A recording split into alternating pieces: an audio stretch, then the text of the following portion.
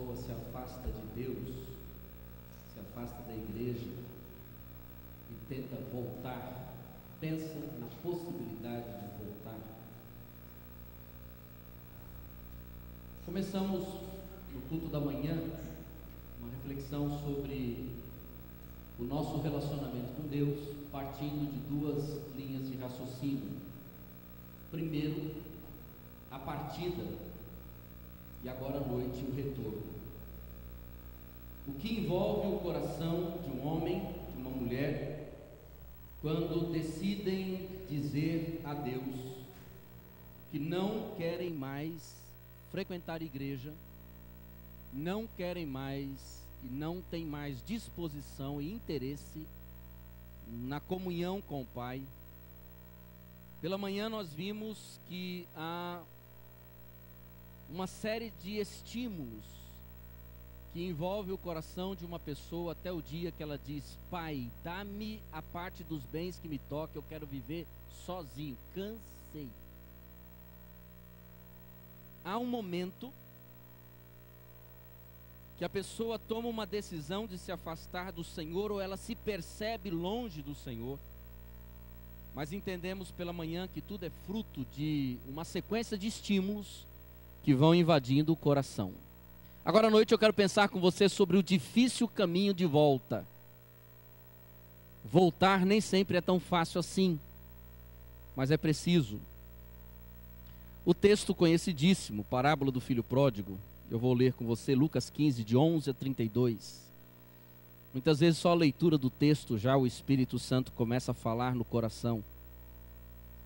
Mas é preciso que você olhe para a Bíblia ou ouça, pedindo a Deus que tudo aquilo que está por detrás do texto seja revelado no nome de Jesus. Disse-lhes mais: certo homem tinha 2 filhos. O mais moço deles disse ao pai: Pai, dá-me a parte dos bens que me toca. Repartiu-lhes, pois, os seus haveres.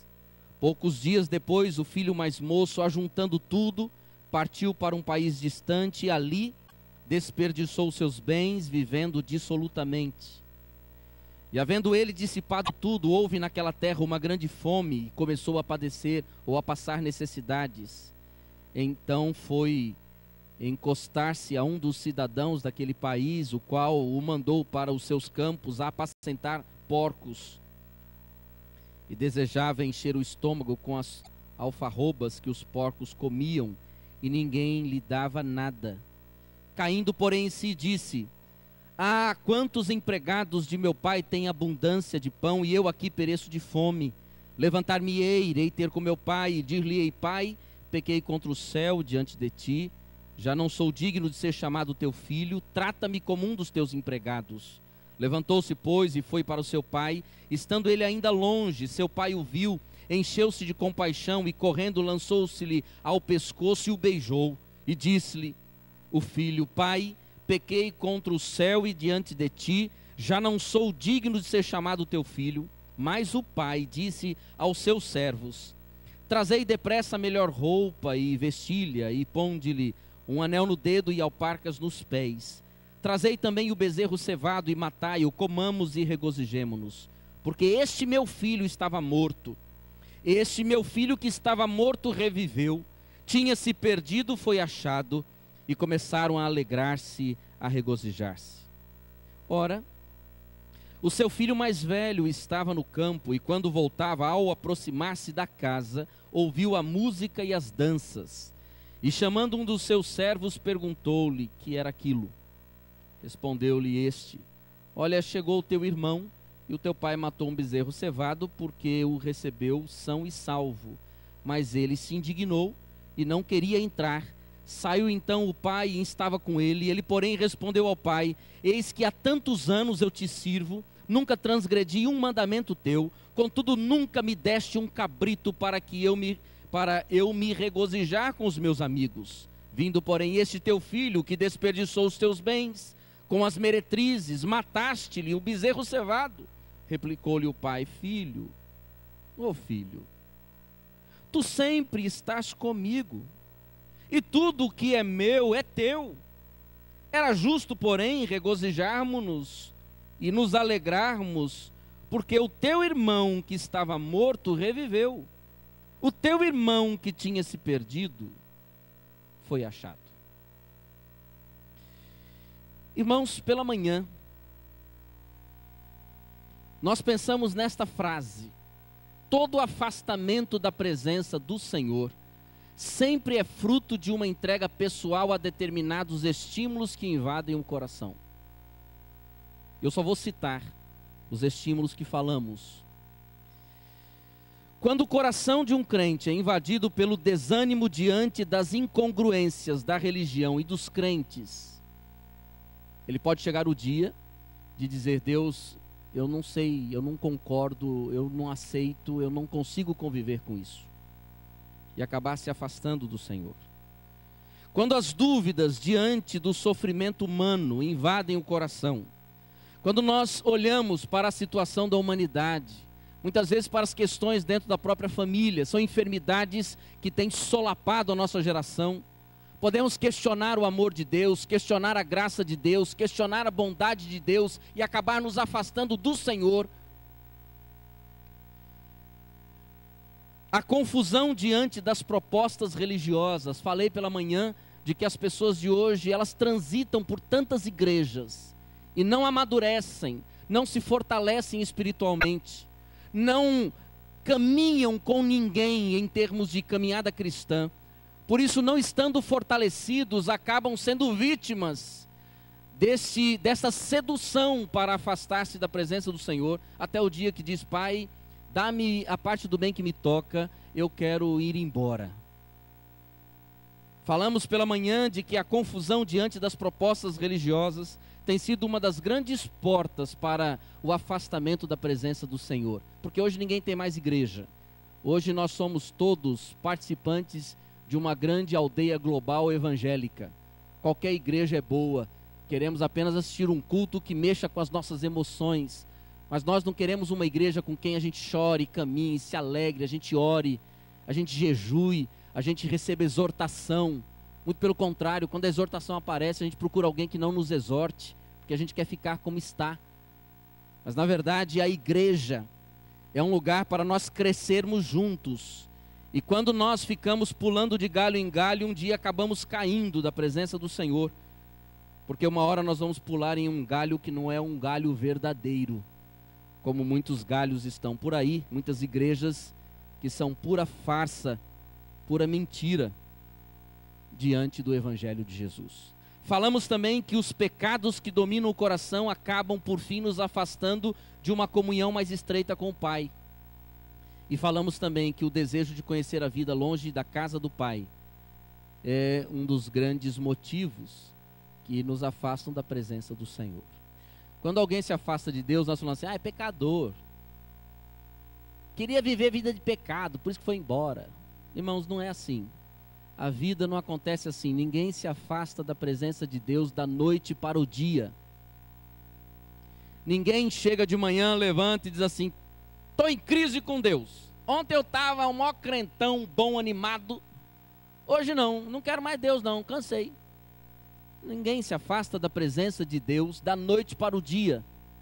Todo afastamento da presença do Senhor é uma entrega pessoal a estímulos que estão no coração, estímulos que vão sendo moldados e formados na nossa própria caminhada, no nosso relacionamento com a igreja, no nosso relacionamento com a sociedade, no nosso relacionamento com os líderes, no nosso relacionamento com os pais, com família, no nosso relacionamento com o pastor, no nosso relacionamento com nós mesmos. Essas coisas vão invadindo o nosso coração até um dia que falamos: Deus, eu não sei para que tudo isso, para que igreja?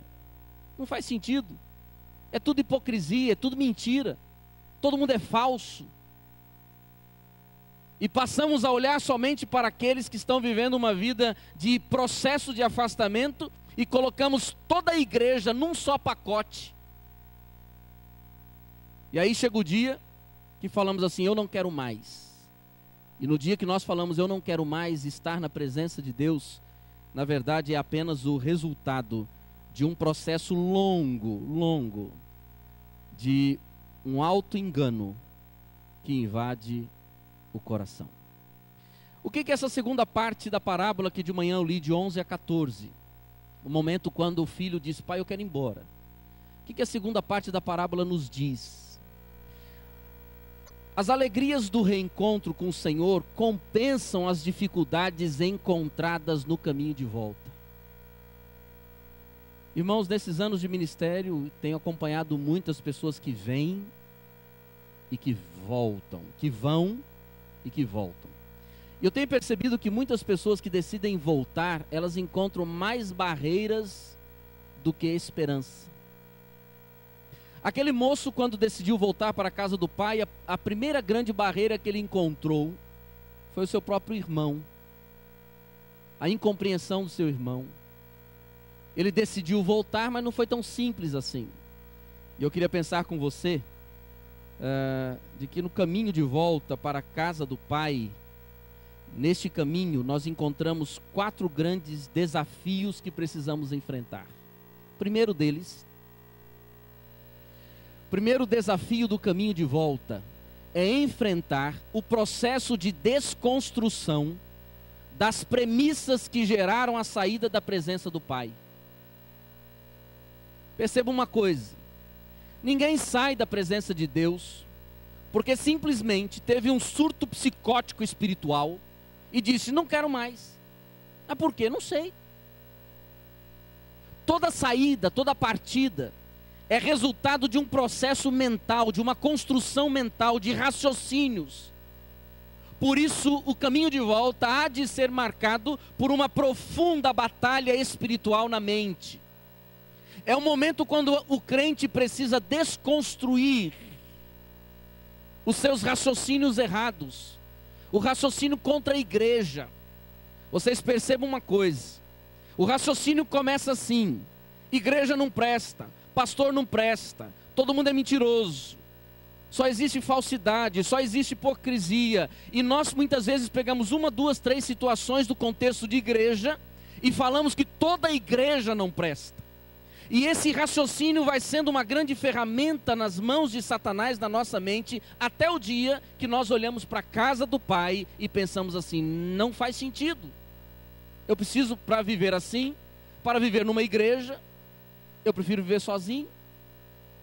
É um raciocínio errado. Porque a igreja do Senhor Jesus é o corpo de Cristo, e não as incongruências que nós vemos.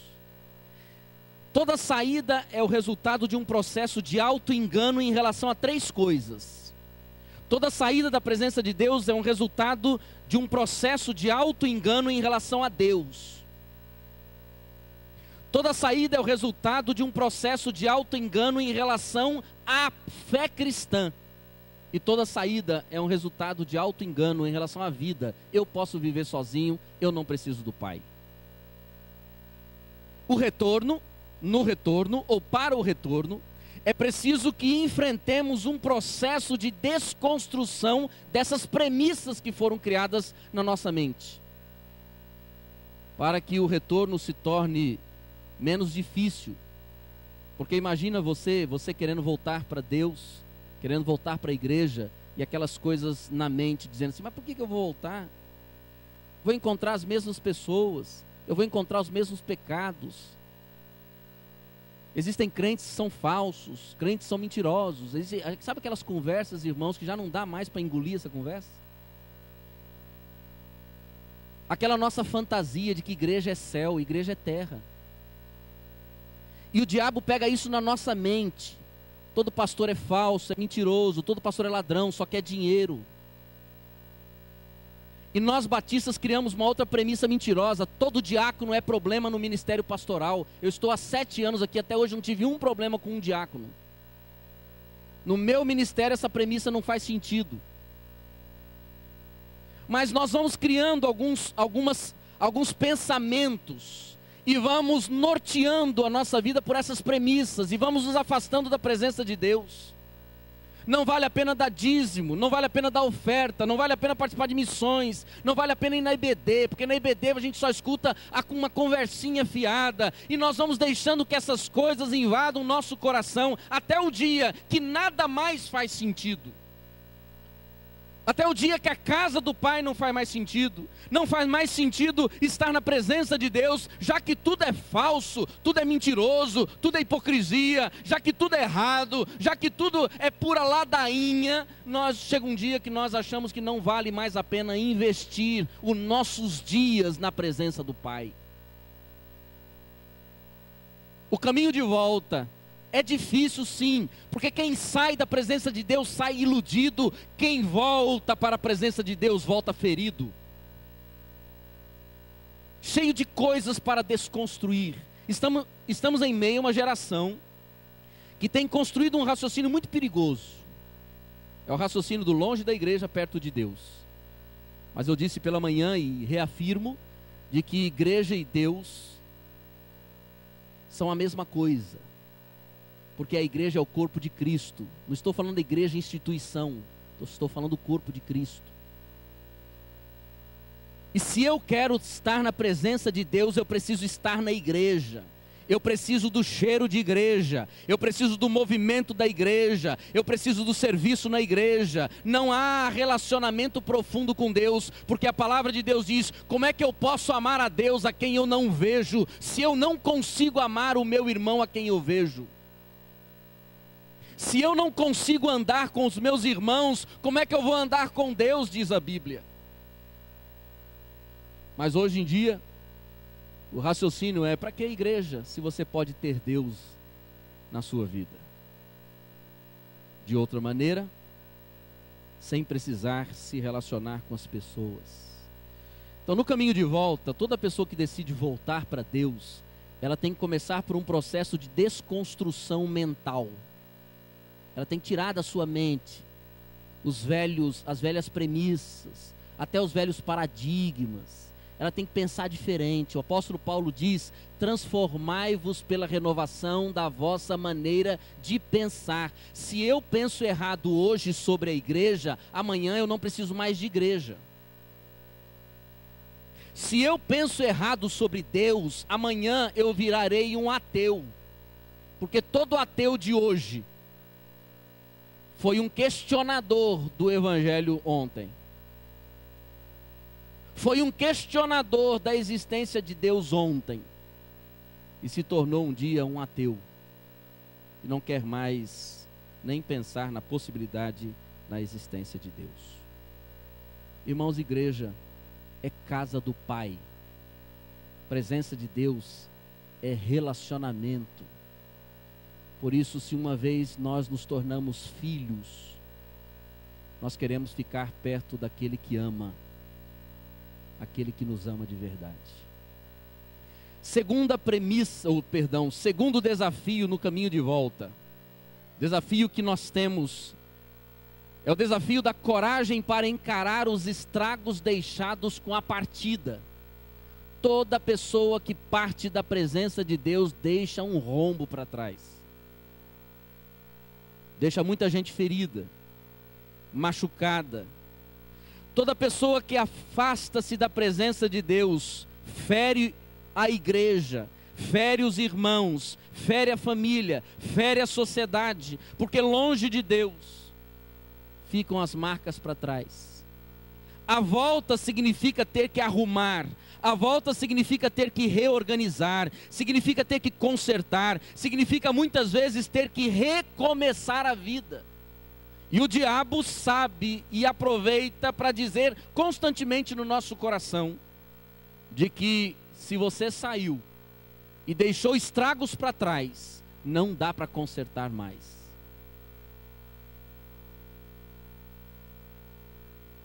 A coragem para encarar os estragos deixados com a partida é um dos grandes empecilhos para o retorno, porque a pessoa pensa assim: como é que eu vou voltar para a presença de Deus? Se eu briguei com meus irmãos, se eu agora me divorciei e tenho que voltar para a igreja, as pessoas vão olhar para mim, mas aquela irmã, não era aquela irmã que estava casada, olha só agora. E essa imagem que nós carregamos dos papéis e das questões sociais, nós muitas vezes ferimos o coração de uma pessoa que luta para ficar na presença de Deus.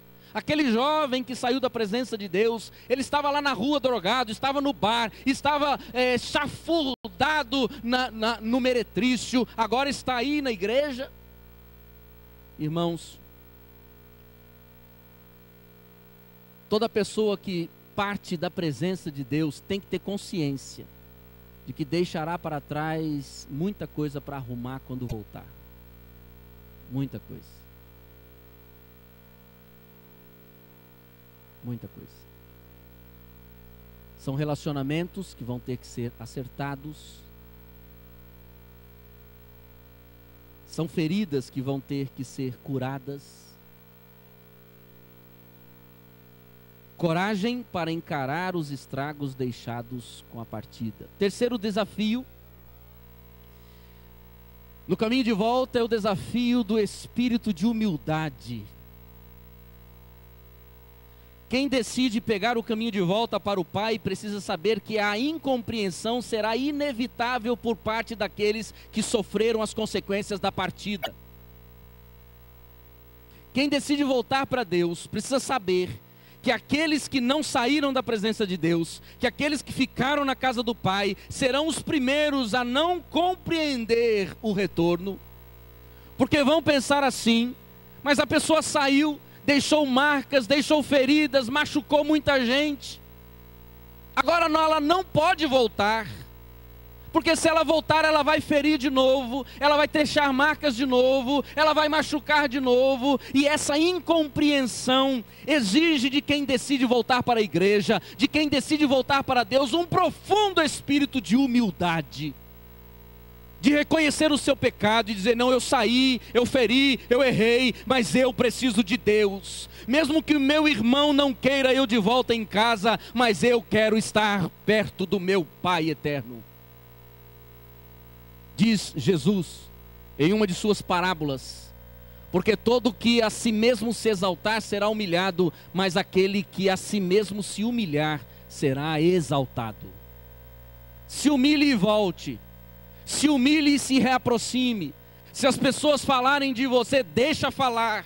Se as pessoas incomodarem você, deixa incomodar, mas volte para Deus. Volte com as marcas, volte com as dores, volte com as feridas, volte com os sofrimentos, mas não fique longe de Deus. Humildade é você assumir os seus erros e dizer: eu preciso ficar perto do Pai. E por último, o último grande desafio no caminho de volta é confiar na abundante graça do Senhor. Todo aquele que tentar voltar sem depender da graça será vítima da desgraça da culpa que impede o caminho de volta. Não há volta possível sem a certeza de que existe um Pai cheio de graça que está sempre nos esperando de braços abertos. É graça. É crer na graça, confiar na graça e dar passos crendo na graça. Eu vou voltar para a casa do meu Pai porque eu sei que meu Pai vai me receber. O apóstolo Paulo diz assim que onde abundou o pecado, superabundou a graça. É esta graça que nos faz voltar. A certeza de que o Pai está de braços abertos para nos receber. Amém, irmãos? Por isso,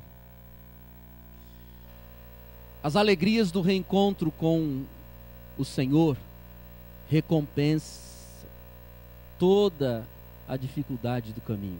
Recompensa todo o processo de desconstrução dessas premissas que geraram a saída da presença do Pai. Recompensa o enfrentamento das coisas que precisam ser consertadas. Recompensa toda a incompreensão que será recebida pelo caminho. Recompensa todo esforço que você fizer para voltar para Deus e para a igreja.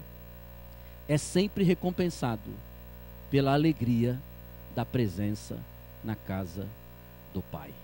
Por isso na parábola diz assim, na parábola anterior: quando um pecador se arrepende, Deus faz festa. E Deus quer fazer festa com você. Feche os seus olhos.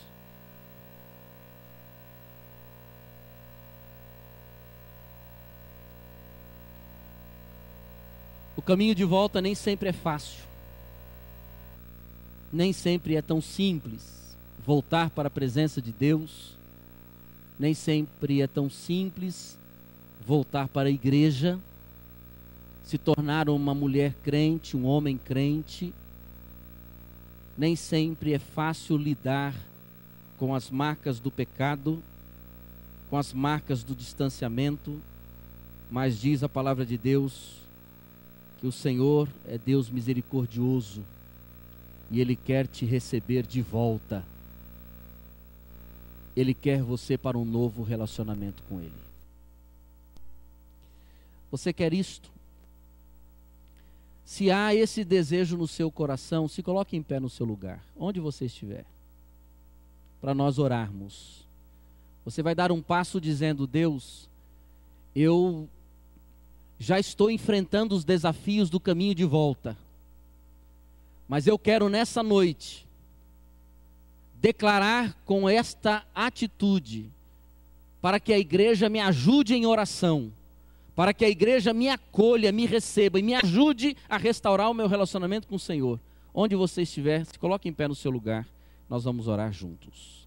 Se Deus assim falar contigo, dessa necessidade de voltar para Jesus hoje, onde você estiver, se isto tocar no seu coração, se coloque em pé para nós orarmos. Deus abençoe. Permaneça em pé. Nós vamos orar.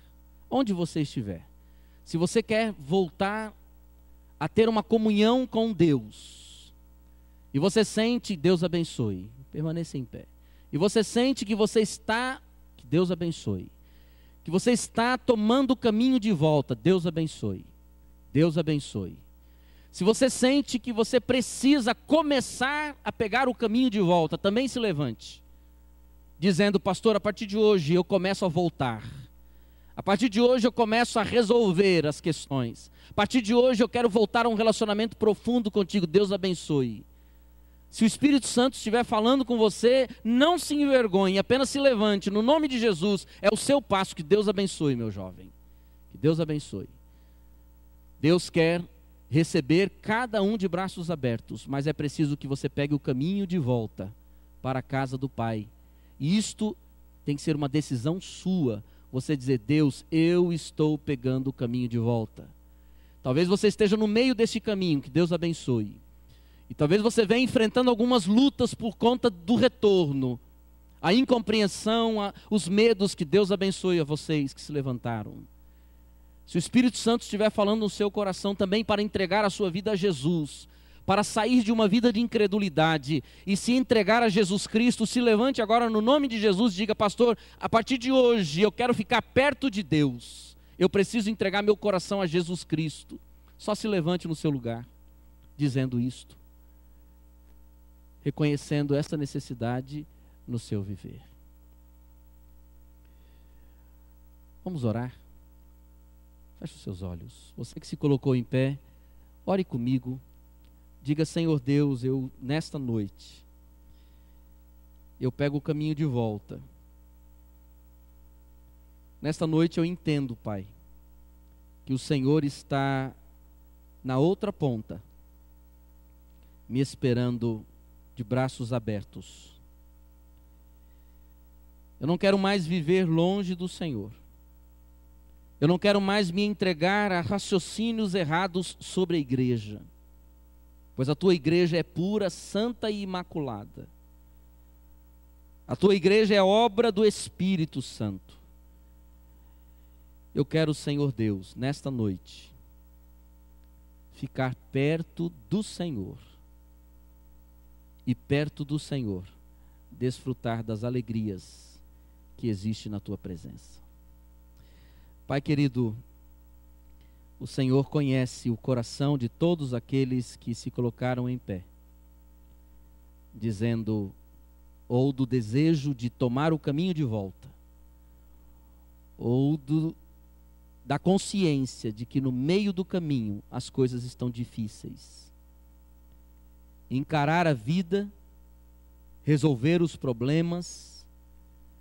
Pai, dispensa a tua bênção sobre esses queridos, sobre todos aqueles que ao ouvirem essa mensagem, entendem que precisam ficar perto do Senhor. que pela tua graça e pelo teu Espírito haja um movimento em nós, sempre em direção à tua presença. E que assim, ó Deus, sejamos cheios do teu Espírito, para a glória do Senhor. Abençoa esses queridos que se colocaram em pé. Fortaleça os passos deles. Que nada os tire da determinação de ficar perto do Senhor, de servir ao Senhor, de se unir com a igreja para glorificar o teu nome. Abençoa, Senhor Deus, estas vidas com teu poder, com tua graça, com tua bondade e com a tua misericórdia. Nós oramos assim no nome de Jesus, nosso Senhor e Salvador. Amém, Senhor Deus. Amém, amém. Vamos colocar todos em pé. Eu vou convidar a equipe de louvor e nós vamos cantar Jesus és meu amado. O cântico diz assim: eu jamais te deixarei. Esse é o nosso desafio no final desse culto. Nós voltarmos para casa com esse sentimento gostoso de que o nosso Deus quer nos ter sempre por perto, e assim com Ele, né? Com Ele glorificar o nome dEle. Que nada na vida da igreja tire de você a convicção de que a igreja é o melhor lugar na terra. Diga para quem está do seu lado: a igreja é o melhor lugar na terra para se estar. Diga para alguém aí. Mas diga com convicção. Diga com convicção: a igreja é o melhor lugar neste mundo. Se tiver alguém aqui desanimado com a igreja, repreenda o desânimo no nome de Jesus. Amém, irmãos? Você crê nisso? Quem ama a sua igreja, levanta a mão. Glória a Deus. Você tem que ser um apaixonado pela igreja. Você tem que gostar da igreja. Você tem que amar a igreja, zelar pela igreja. Porque assim o Senhor se manifesta no meio da igreja. Deus se manifesta no meio da congregação de uma igreja que está com o seu coração aberto e encharcado pelo amor a Jesus. Jesus, tu és o meu amado. Vamos lá, cantar de novo? Cadê a batera?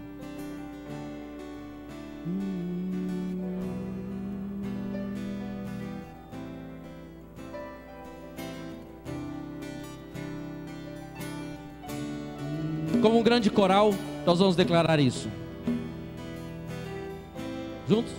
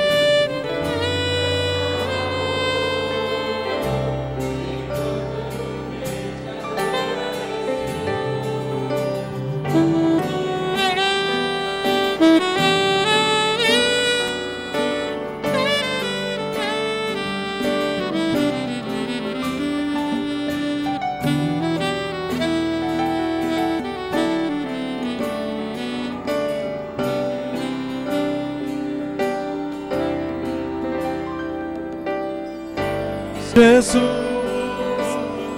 meu amado, Jesus, nunca te deixarei. De uma maçã fui resgatado, me firmou na rocha. Te amo, te quero. Que houver, jamais te deixarei, meu amigo, meu Salvador. Enquanto eu viver, te adorarei, Senhor. Te amo, te quero.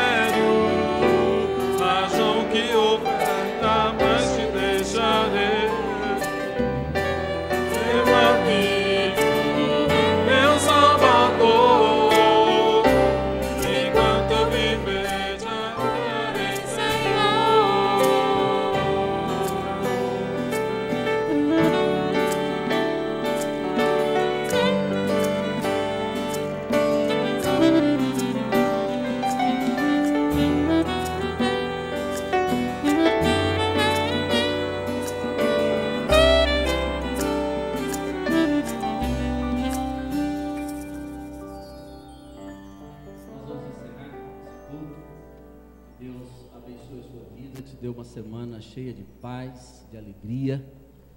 Domingo, não só domingo, mas quarta-feira nós estaremos aqui no nosso culto de oração às 20 horas.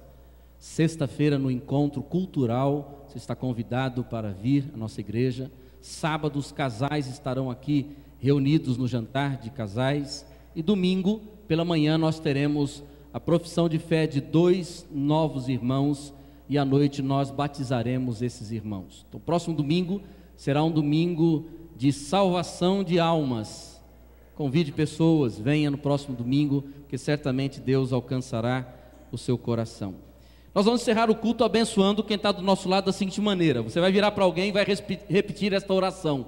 Estenda a tua mão sobre alguém e diga: que o Senhor te abençoe e te guarde. Que o Senhor te abençoe. Que o Senhor faça resplandecer o seu rosto sobre ti e tenha misericórdia de ti. Que o Senhor levante sobre ti o seu rosto e te dê a paz. Amém. Dá o seu abraço, Deus a todos abençoe.